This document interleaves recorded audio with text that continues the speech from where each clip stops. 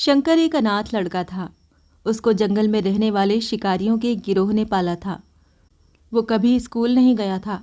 वो केवल एक चीज़ जानता था कि उसे जिंदा कैसे रहना है, शिकार करना है, उनको मारना है, जंगल के फलों को खाना है और नदी के पानी को पीकर अपने आप को जिंदा रखना है। एक दिन वो अपना रास्ता भटक गया और उसने देखा कि कुछ लोग नदी के किनारे पर बने एक पत्थर की आकृति के चारों ओर जोर जोर से चिल्ला रहे हैं। कुछ लोग उस पर फूल, फल और नारियल चढ़ा रहे हैं। शायद उसने सोचा ये कोई मकान होगा जिसमें लोग रहते होंगे, पर यह एक प्राचीन मंदिर था। लेकिन शंकर ने इसे पहले कभी नहीं देखा था, पर इसके बारे में जानने के लिए वो काफ़ी उत्सुक था। उसने तब तक इंतज़ार किया जब तक कि लगभग सभी लोग उस मंदिर से चले नहीं गए। अंत में उसने एक बड़े लड़के को पत्थर की इमारत से बाहर आते देखा और उससे बात करने का फैसला किया। शंकर ने उससे अपने मन में आए कई सवाल पूछे। उसका पहला प्रश्न था, इस इमारत को क्या कहते हैं? लोग अपने साथ क्या लाते हैं? फिर उन चीज़ों को अंदर वाली इमारत में छोड़कर वापस क्यों चले जाते हैं? चीज़ों को अपने साथ लाना और उन्हें अंदर छोड़कर वापस चले जाने पर वो लड़का शंकर की अज्ञानता और मासूमियत पर बहुत ही हैरान था और उसके सवालों से चकित भी था। पर वो ये नहीं जानता था कि वो पास के जंगल में रहता है और शिकार करके ही अपना जीवन यापन करता है। लेकिन फिर भी उसने उसके सारे सवालों के जवाब देने की पूरी कोशिश की। उसने शंकर को बताया, ये भगवान शिव का मंदिर है। लोग यहाँ फल और फूल लेकर आते हैं, वो भगवान को चढ़ाते हैं और फिर शिव भगवान से वो जो चाहते हैं वो मांगते हैं और शिव उनकी सभी प्रार्थनाओं को पूरा करते हैं। ये सुनकर शंकर तुरंत मंदिर जाना चाहता था। लड़के ने उसे अंदर का रास्ता दिखाया और शिवलिंग के बारे में बताया। शंकर ने मासूमियत से लड़के से पूछा, ये शिवलिंग क्या चीज़ है और ये हमें क्या देता है? लड़के ने बताया, हम शिव से जो मांगते हैं वो सब वो हमें देता है। हम सब ऐसा मानते हैं। लड़के ने कहा, अब अंधेरा हो रहा है, अब मुझे घर जाना होगा। और वो शंकर को मंदिर में अकेला छोड़कर चला गया। शंकर ने झिझकते हुए मंदिर में फिर से प्रवेश किया। वो एक कोने में बैठ गया और सोचा, ये पत्थर किसी को वो चीज़ कैसे दे सकता है जो वो चाहते हैं?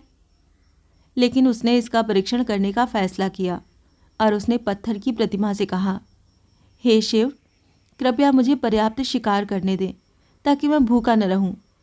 मेरे पास आपको चढ़ाने के लिए कोई फल या फूल नहीं है, लेकिन यदि आप मुझे शिकार देते हैं तो मैं उसे आपके साथ साझा करूंगा।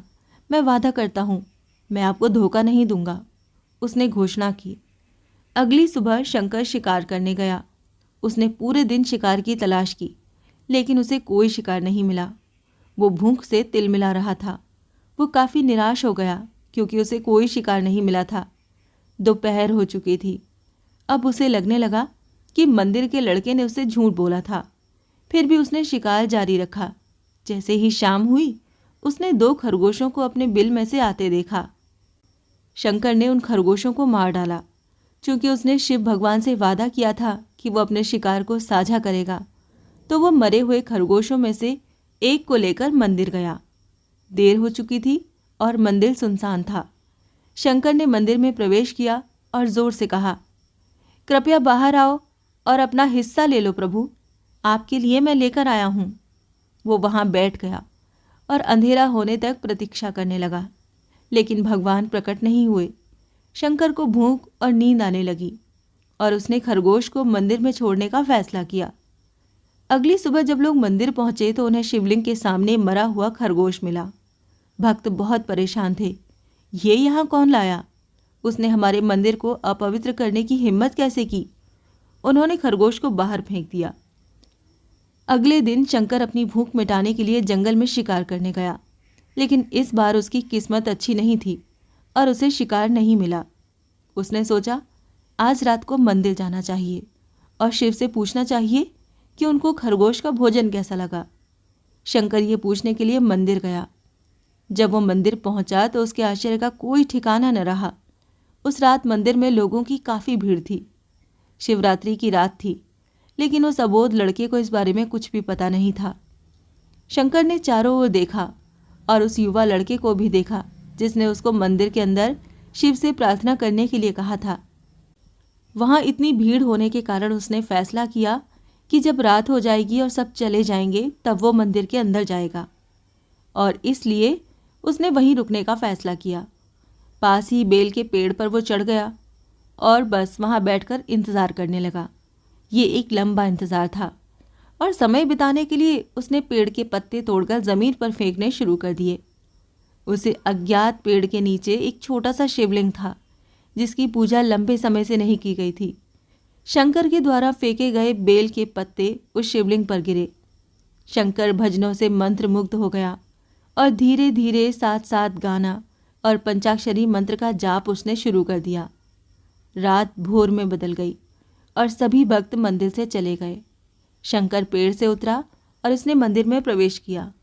उसने देखा कि शिवलिंग की आंखों पर लाल निशान थे। वो कुमकुम के थे जो लोगों ने लगाए थे, लेकिन शंकर को यकीन था कि शिव को उनकी आंखों में परेशानी हो रही है। उसने शिव की स्थिति के रूप में जो कुछ भी महसूस किया उसके लिए उसे बहुत दुख हुआ। वो उनकी मदद करना चाहता था। उसने सोचा, शिव यहाँ अकेले रहते हैं और बीमार होने पर उनकी देखभाल करने वाला कोई नहीं है। जब तक भक्त उनसे मिलने नहीं आते उन्हें भोजन भी नहीं मिलता। शंकर ने एक रात पहले भक्तों को शिवलिंग पर जल चढ़ाते देखा था। प्रभु को शायद ठंड लग रही होगी, शायद वो कांप रहे होंगे, शायद इसीलिए उन्होंने खुद को पत्तों से ढका हुआ है। तो उसने शिव से पूछा, मैं आपकी क्या मदद कर सकता हूँ? शायद आपके लिए कुछ खाना या कुछ दवा लाऊं? शिव ने उसे कोई उत्तर नहीं दिया। शंकर ने सोचा, शायद वास्तव में ये बहुत बीमार हैं, इसीलिए ये मेरा उत्तर नहीं दे पा रहे हैं। वो तुरंत जंगल में गया, कुछ औषधियाँ जड़ी बूटियों को लाया और लाल निशान पर उनका लेप लगाया, लेकिन कुछ नहीं हुआ। उसने कहा, लगता है कि ये अंधे हो गए हैं। मुझे प्रभु को अपनी एक आंख दे देनी चाहिए ताकि वो ठीक हो जाएं। ये शायद उन्हें खुश कर देगा। उसका दिल पवित्र था। उसने वहाँ शिव के हाथ में रखे त्रिशूल को उठाया और त्रिशूल को अपनी दाहिनी आंख की ओर ले गया और अपनी आंख को निकालने का प्रयत्न किया। शंकर अनपढ़ था। उसे मंत्रों या पूजा के उचित तरीकों का ज्ञान नहीं था, लेकिन उसकी भक्ति की कोई सीमा नहीं थी। जैसे ही वो अपनी आंख निकालने वाला था, शिव अपनी पत्नी पार्वती के साथ प्रकट हुए। उन्होंने पार्वती से कहा, इस भक्त शंकर ने अनजाने में शिवरात्रि का उपवास किया, बेल के पत्तों से मेरी पूजा की और साबित किया कि उनका दिल बेदाग और पवित्र है। मैं अपने इस भक्त पर काफ़ी प्रसन्न हूँ। शिव भगवान ने शंकर से कहा, तुमने मुझे अपनी मासूमियत के कारण जीत लिया है। प्रभु ने मुस्कुराते हुए कहा, लोग मुझसे हर समय झूठे वादे करते रहते हैं और कुछ न कुछ मांगते रहते हैं, पर जैसे ही उन्हें मुझसे मांगी चीज़ मिल जाती है वो मुझे भूल जाते हैं। दूसरी ओर तुमने मेरे साथ एक सच्चे इंसान की तरह व्यवहार किया और ये वास्तव में बहुत ही दुर्लभ है। अब से तुम मेरे इस संसार में सबसे बड़े भक्त माने जाओगे और तुम्हारा नाम मेरे साथ सदा जुड़ा रहेगा। तुम कई सदियों तक जीवित रहोगे। इस बात को कहकर भगवान शिव और माँ पार्वती अंतर्ध्यान हो गए। बोलो भोलेनाथ की जय।